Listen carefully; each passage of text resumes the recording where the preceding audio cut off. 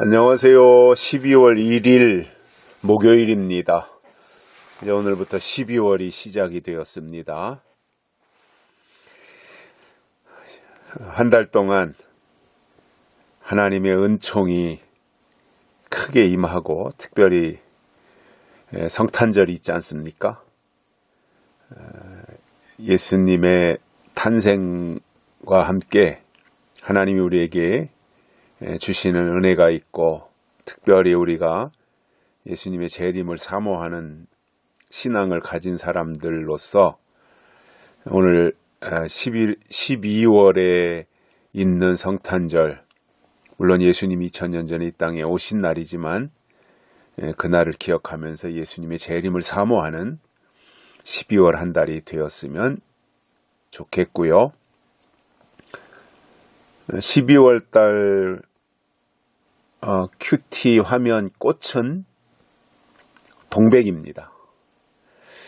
동백꽃으로 또 12월 한 달 동안 예쁜 꽃을 감상하면서 또 하나님이 우리에게 내려주시는 큐티를 통해서 특별한 깨달음이 있고 하나님 만나기를 예비하며 또 새로운 2023년을 준비하는 그러한 특별한 12월 한 달이 됐으면 좋겠습니다. 오늘은 로마서입니다. 로마서 1장 1절과 2절 보시겠습니다. 예수 그리스도의 종 바울은 사도로 부르심을 받아 하나님의 복음을 위하여 택정함을 입었으니 이 복음은 하나님이 선지자들로 말미암아 그의 아들에 관하여 성경에 미리 약속하신 것이라. 아멘. 자, 로마서를 시작하면서 사도 바울이 자기 자신을 소개하기를 예수 그리스도의 종 바울은 이렇게 말합니다. 바울이 되기 전에는 사울이었죠. 사울이 다메섹에서 예수님을 만난 이후에 과정을 거쳐서 바울이 되었습니다. 그래서 바울은 새 이름입니다. 원래 이름은 사울이었는데 사울이 바울이 되었고 새 이름을 가졌으며 새 사람이 된 것이지요. 그 바울이 하나님의 사도로 부르심을 받았습니다. 물론 예수님의 12사도의 반열에는 바울이 들어가지 못하지만 12사도 이상으로 더 큰 일을 한 사도 중에 사도인 거지요. 바울이 사도로 부르심을 받았고 그 이유는 목적은 하나님의 복음을 위하여 택정함을 입었다 이렇게 말합니다. 하나님이 바울을 부르신 것은 복음을 위해서입니다.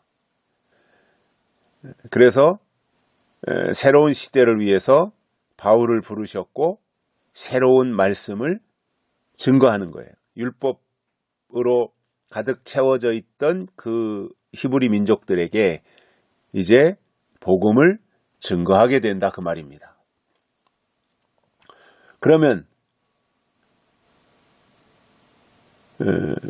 복음이 뭐냐는 거예요. 복음. 복된 소식이잖아요. 복된 소식, 복음. 그런데 그냥 그렇게 복음은 복된 소식이다. 이렇게 막연하게 알 것이 아니라 구체적으로 이 복음이 뭐냐면 하나님이 선지자들로 말미암아 그의 아들에 관하여 성경에 미리 약속하신 것이라. 아들에 관하여 성경에 미리 약속하신 것을 증거하는 것. 이것이 바울이 해야 될 일이라는 것입니다. 그래서 하나님이 바울을 부르신 것은 복음을 위해서입니다. 복음을 위해서. 그러면 복음의 내용이 뭐냐면 하나님의 아들에 관한 것입니다. 그래서 복음이라면 하나님의 아들에 관한, 즉 예수님에 대한 내용이 포함되어 있어야 그것이 복음, 즉 복된 소식이지 예수님이 빠지고 그냥 맨날 예화나 들고 간증이나 하고 하는 식의 설교는 복음이 아닌 겁니다. 그거는. 복음이라 함은 반드시 거기에 예수님과 관련되어진 스토리가 있어야 돼요. 그러면 예수님이 초림하셨을 때는 복음이 이 땅에 오셔서 십자가를 짊어질 예수, 십자가를 짊어지고 죽었다가 부활하실 예수, 그리고 승천하실 예수, 이것이 복음이에요. 그래서 복음이라고 표현했을 때 이것은 구약의 율법과는 대조되는 내용이었던 겁니다.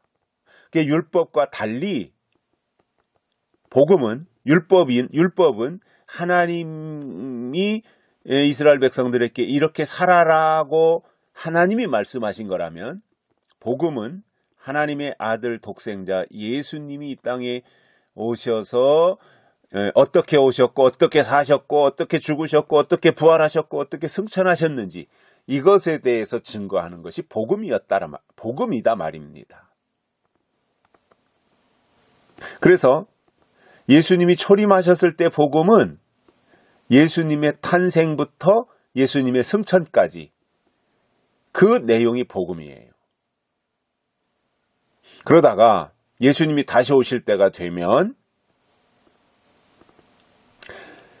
복음 증거하는 내용 속에 복음이 들어가야 되는데, 예수님이 다시 오실 때 복음이 뭐냐 하면